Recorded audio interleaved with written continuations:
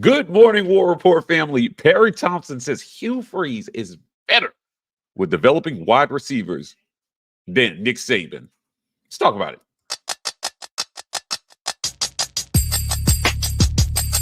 You are now listening to the War Report. Drop. What's up and good morning, War Report family. It's your boy Mike G. I'm here with my guy B. Will. We're talking Perry Thompson and his comments. Before we get started, guys, as always, the segment is brought to you by the Rogue Shop. RogueShop.com. Use code REPORT to get 15% off that Rogue Shop order. Longtime sponsors of the War Report. We appreciate all the work they do over the Rogue Shop. Friendly. A lot of you guys have commented about the nice personal notes you get with your orders from Rogue Shop. They appreciate those comments. Tag them on Twitter, RogueShop.com. Also, show sponsor Caldera Lab. Guys, this is a brand new show sponsor, Caldera Lab. We appreciate them coming on as a sponsor. They do men skincare products. First impressions matter. There's no two ways around it, and your face is most likely the first thing someone notices about you. How your skin looks is going to determine the good or bad impression. I decided it's time to put my best face forward and started using Caldera Labs to do so. Clinically proven to reduce wrinkles, fine lines, and signs of aging. Caldera Lab is the leader in men's skincare and is here to save the day and your confidence. Use our exclusive code REPORT at calderalab.com and enjoy 20% off their best products. Men's skincare is kind of a thing, right? Like when men want to take care of their skin, we're like, we don't know what to do. Where do we go? What do we buy? Right? Oh yeah. They put together a nice little package I've been using for the last 2 weeks that's helped me moisturize, and you know what I mean, like in all this crazy weather. We talk about the heat all the time. Yeah. And I'll tell you what, having good skincare definitely is good when it's this hot. So Caldera Labs, to save the day, code REPORT, get 20% off that order. Perry Thompson made some waves. Social media was a buzz with his comments about Hugh Freeze being better than Nick Saban developing wide receivers. He said Nick Saban is better at developing wide receivers. He said Hugh Freeze is better at. Well, Hugh Freeze, I'm sorry. So, like, let's talk about this for a second, because obviously Saban has had some great wide receivers come through. Right. But is he better at developing them or just recruiting them? You tell me, Mike. I mean, if you want to give Nick Saban credit for the success of every player that comes through his program, okay, we would have to extrapolate that for every coach who's ever done anything, right? I mean, I guess we got to give Gus Malzahn his credit for developing Derek Brown, because that's what you're telling me would have happened. Yeah, he was on the other side of the ball. Right. He was not active. He was not his position coach. Gus was not. He wasn't even responsible for the scheme on his entire side of the ball. But yet, if we want to give this, he came through the program, so he's your player type thing, that's baloney. That's baloney. We know that Nick Saban is a defensive coach by trade. If you wanted to knock it down one more step, he was a defensive backs coach by trade. There was actually footage of him in the early days coaching his defensive backs up to mid 2010s. Like, he would be out there with the defensive backs. I've never seen Nick Saban coaching wide receiver drills. Does that mean it didn't happen? No. It just means I didn't see it. And I know that there was an offensive coordinator. I know that there was a wide receivers coach, and Nick Saban was neither of those guys. So there is some objective truth in the fact that Nick Saban probably didn't develop any offensive player that's come through there for him to play at Alabama. I don't know why that's so sensational. If you want to argue about the prolific success of the players who have come through his program, that's undeniable. You can't take that away from them. They've gone on to the NFL to have amazing careers. I think Julio Jones is probably first ballot Hall of Famer. And just with the numbers that he's put up over his, 14, 15-year career, you can't take that away from him. But Nick Saban didn't develop Julio Jones. Julio Jones developed Alabama, man. He did more for Alabama than Alabama did for him. He was going to be Julio Jones if he went no matter where he went. Yeah, no matter where he went. I mean, with those measurables and those skills. So I understand what Perry Thompson meant. Now, of course, just because they're in their feelings to such a egregious extent, the Alabama fans are, they're so sensitive right now. They're very sensitive. They're hurting a little bit. They're losing commits. They're losing them to their rival, and they aren't even on top of the SEC or the country. Georgia's taking that crown from them with a back-to-back championship. Hugh Freeze is on the block, and the one guy who had been able to compete or beat Nick Saban convincingly is now at the rival school across the state, and that guy is taking recruits. I get it. I get why they're so upset, but they're in their feelings. They're in their feelings. Yeah, listen, at the end of the day, I got what he was trying to say. Nick Saban is not really a receiver. They've had some great receivers. I think that, like, God, man, when you think about all the good receivers, right? Like Calvin Ridley, Julio Jones, all these guys that are just obviously are making waves in the league or had really good NFL careers. So certainly, yes, I think it's more a reflection of the overall recruiting at Alabama. Right. Because to your point, these guys were going to be dudes anyway, no matter where they went. Now, how they did in college definitely matters because they were on better teams, a better team playing with better players. Mm-hmm. But the development piece is what Perry Thompson is looking at. Now, does he feel like he still has room in his game to develop? This is a five-star kid. Right. This is a consensus five-star kid. And he's still talking about development, which I think is a good thing. He's saying, I can still take coaching. Right? Like, I expect to come in and have to work. And I'm looking for a coach who can give me continued instruction and direction. Right. Rather than go to a program where they have all these ready-made receivers and they just expect you to just be. Now, I don't think it's an unreasonable expectation on a five-star talent. But, Perry Thompson is saying it. Bama fans lost their minds. They were like, bro, he didn't think about this at all. And I'm like, no, you guys are the ones that are actually not thinking. You're not thinking about what he's saying. Nobody is saying that Alabama has not had good receivers. They've had amazing receivers. Right. He's saying that Saban is not responsible for developing them. Right. I don't know who the wide receiver coach at Alabama is right now. And so this is the other side of that conversation is right. All of this, the wide receiver glut that has taken place over the last 7-8 years was all under Lane Kiffin, Steve Sarkisian, both of which are no longer the offensive coordinators. The minute that Steve Sarkisian left, you had 2 years of Bill O'Brien, and their receiver play started to drop off a cliff. They had Jameson Williams, who was good. Last year, I distinctly remember in the last offseason, Nick Saban going scorched earth on a receiver who transferred out, talking about how he wasn't ready to take the challenge and he wasn't preparing properly. And that's why when their receivers got hurt in the 2021 championship game against Georgia, they didn't have anybody to go to. And I think that kid ended up transferring to Texas, and then he transferred out of Texas. So listen, certain coaches are going to get credit for everything that happens under them. And I get that. I understand that's part of the game. It's kind of like the way that the quarterback's going to get all the credit and all the blame for the play of the team. It's like it happens. It comes with the position. But we don't have to sit here and act like Nick Saban steered the destiny of the wide receivers for the last 8 years. You had two of the most pass-happy offensive coordinators in Lane Kiffin and Steve Sarkisian. And they were queuing it up at QB and at wide receiver. They're gone.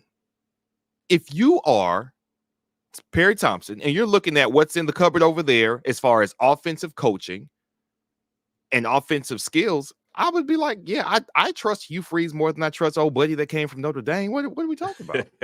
I don't even I know who's going to be throwing to me for the next 3-4 years because he's coming in with my class, Walker White. If it's not Walker White, it's got to be somebody who's better than Walker White because you know that Hugh Freeze is not going to have you out there suffering just to say, oh, well, this is our leader with more experience. No, you got to put the better guy out there. Right. So he's going to have the better guy out there. I already know who's going to be throwing to me. I've seen him. I've camped with him. Hey, we got some reps in before Big Cat Weekend. Okay, that's done. What's going on in Alabama? Who's going to be the starter? Who's going to be starting next year? Is this OC even good? Let me go back and look at Notre Dame's tape. Were they great? Right. I don't know. Are they run first? Because we know Saban as a defensive coach often had some clashes with Lane Kiffin about how often he was willing to run the ball and him being too ready to pass the ball. Yeah, facts. I want a guy who I know is going to pass the ball. I know Hugh Freeze is going to pass the ball. And since he's not only the offensive mind of the team, he's also the head coach. What he wants to do is going to supersede whatever anybody else wants to do. The OC at Bama may want to pass, but if Nick Saban don't want him to pass, he's not going to pass. He's going to run the ball all day. Well, look, the wide receiver coach at Alabama is Holloman Wiggins. He's in his second season as the wide receiver coach there. Yeah. So certainly the position coach matters. Like we know that. Yeah. You know, from Auburn, the best that Auburn was at wide receiver. Yeah. Like the receivers really like Ike Hilliard, but before that, it was a mess. Yeah. Eric Keystyle was a mess. They weren't doing well there at receiver coach. Yeah. I got Loki, would not have mind if Ike Hilliard had stayed based on the players saying how much they loved him. But, ultimately we knew he could coach receivers. I guess my point is this guy is definitely not responsible for any of Alabama's recent success at receiver. Right. Now, receiver was the weakest point on their team last year. Yes. It was awful. Yes. Yeah. It was bad. and he's in his second year. So that means last year, which was his first year, the receivers were terrible. Yeah. After a long history of really, really good receivers. Yeah. I would say their best receiver was a transfer the year before. Yeah. Right? Yeah. That's right. So when he says developing wide receivers, he's talking about recent track record. Mm-hmm. And this is where you got to read between the lines of what he's saying, because he doesn't care what Julio Jones did. Right. That was how long ago for him? He was like 8. That's true. It was 13 years ago. Julio's last season in Alabama. Right. He was like 5. Yeah. Yeah. He doesn't care. Barry Thompson doesn't care what Julio Jones did and these guys did. He cares what you're doing with them now. And last year, your receivers were terrible. Yeah. So he's going to a coach with a more recent history of being able to work with wide receivers. He just had a 1,400-yard receiver at Liberty. Yeah. So give me a break, man. Like I don't understand the outcry over, this kid's comments. People really, one thing I've learned about Twitter is people will try their hardest to misunderstand what you're saying. Yes. It's social media. People I'm not trying to understand you. I'm just trying to mock you. I just want to clown you. That's it. They will go out of their way to misunderstand your point. So, he said what he said. It's going to make some waves. I think as a young athlete, he's going to learn that, everything you say now in the media as a 5-star athlete is going to make a headline. Right. It's going to. We try when they come on our show to not let them make the wrong kind of headlines. Right.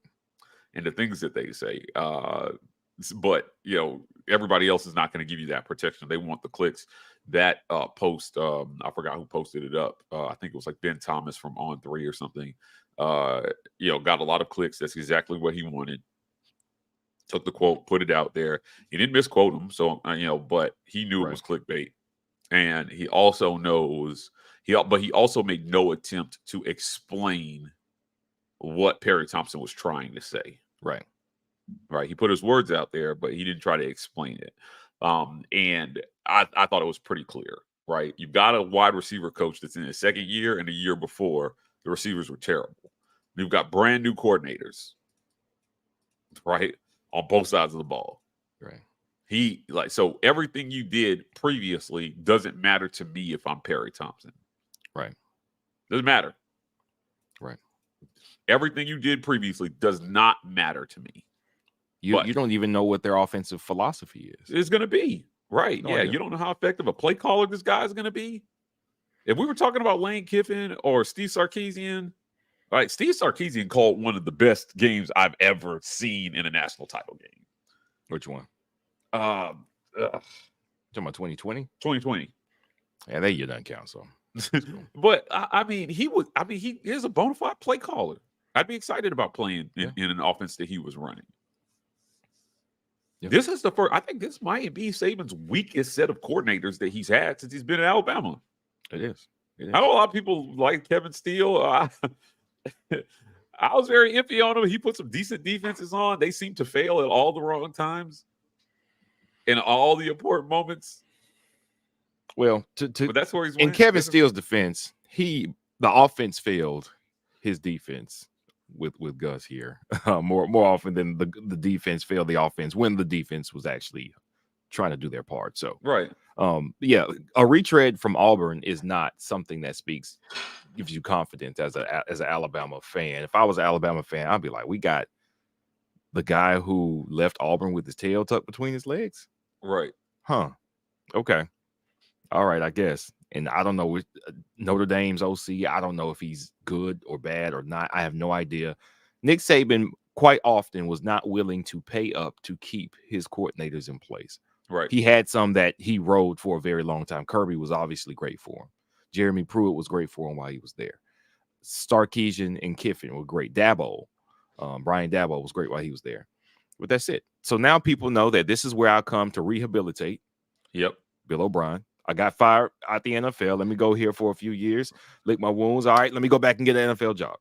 That's it. That's what he's known for, and that's what he's become. So for that reason, all the guys who are actually good, they went and got better jobs. They don't have a reason to come back here unless they get fired. In that case, maybe they aren't that good. I don't know. Yeah. Well, this is important. The game. System is important. You know what else is important is your skincare if you're a man. This should be super important to you. First impressions matter. There's no two ways around it. Your face is most likely the first thing somebody notices about you. How your skin looks is going to determine that impression. B's decided it's time to put our best face forward and start using Caldera Labs to do so. Clinically proven to reduce wrinkles, fine lines, and signs of aging. Because we are aging.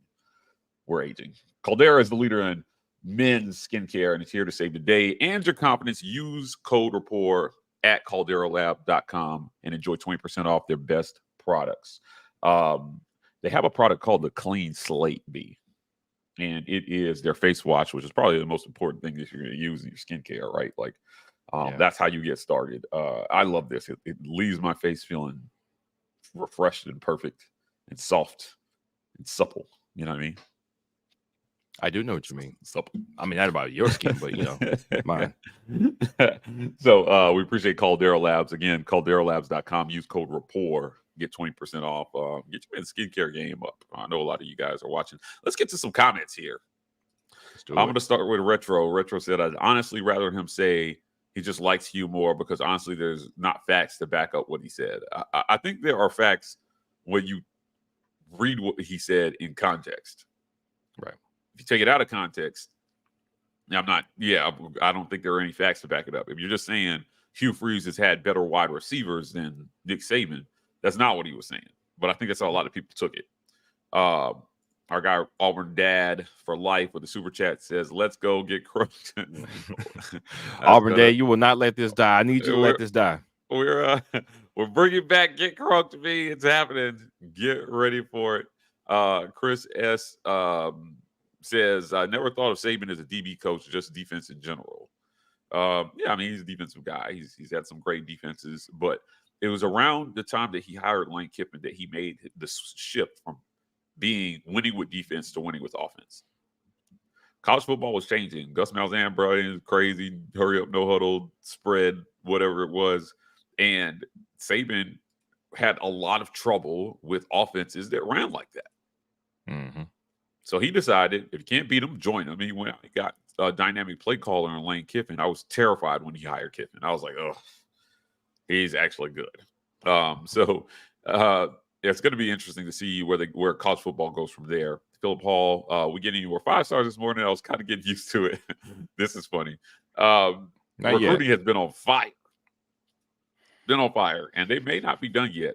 Trevon Reed says we ain't done yet. But Auburn is looking at DeAndre Carter and possibly trying to convince KJ Bolden to come. Mm-hmm. Going into California and getting like the best O-lineman is wild. That is. That's crazy. Absolutely wild That's for crazy. Auburn. So, CM Pat, watch the College Loop premiere while I was waiting. Y'all go give them a follow and spread the whole War Report Network. Yes, That's give those right. guys love.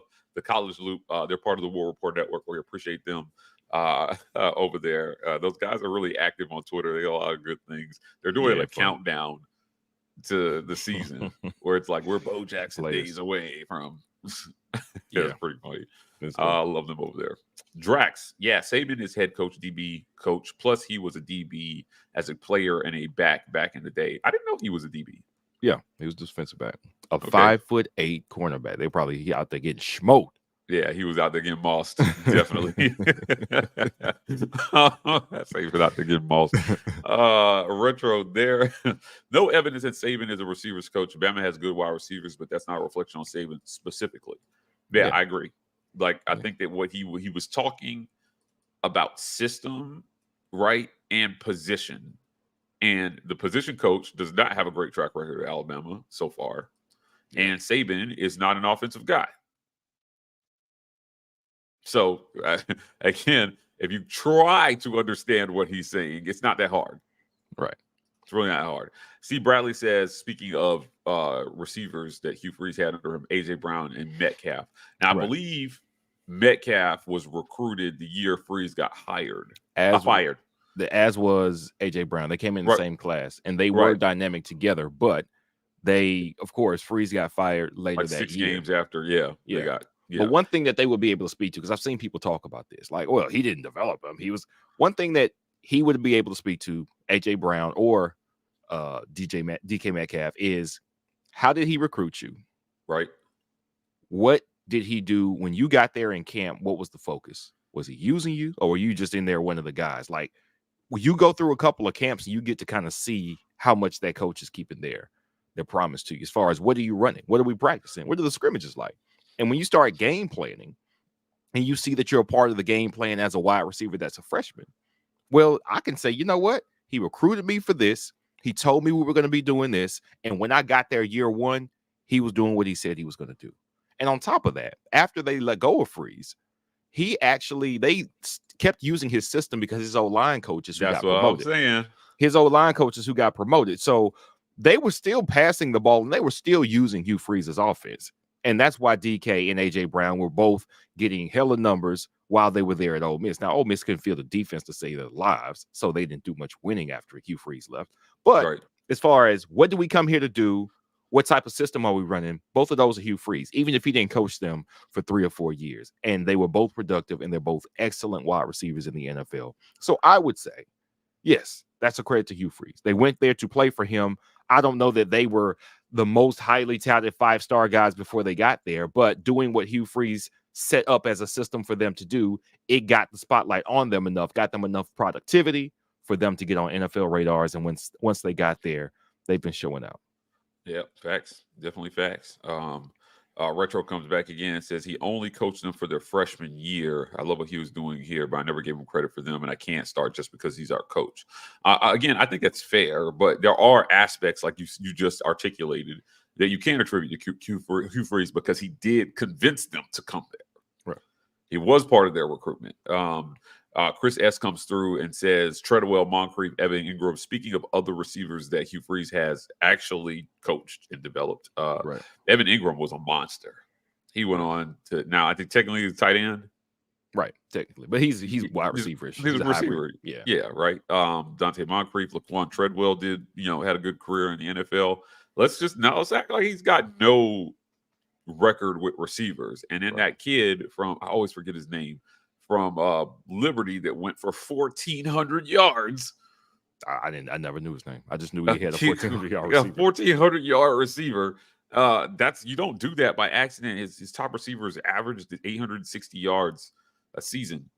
So he's had a lot of success there, and I think that he has Perry Thompson has recognized that and just said, hey, this is something that I think I can play in. James Barnett says, fellas, what are your thoughts about Josh Pate saying that a roster doesn't have to be equal to win? I agree with him. That's why I think our ceiling is more than 9 in the 9 to 11 range. Thoughts?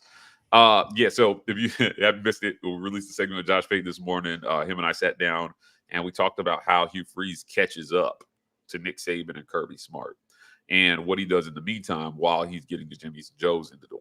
Right. And he made this comment about how roster doesn't have to be equal to win. I agree, because lesser talented teams beat more talented teams all the time. Right. Now, can you out scheme Nick Saban? Yes, you can. It's been proven. He can be out schemed. Right. Now, his players are so good, it's hard to do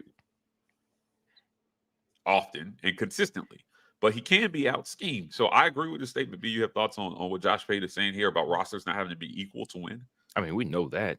We beat Bama 3 times out of the 8 times that Gus Malzahn was here. Not once did we have a composite star rating even close to what Alabama's was on the team. You can have one side of the ball that carries the other side, and the weaker side just has to come through in a couple of moments. We saw that with offense, defense, when it came to the 2013 team, when it came to Cam. Cam was an amazing force, and this was before Gus. He was the OC, but it wasn't, our team was not player for player even close to comparable to the talent that Alabama had.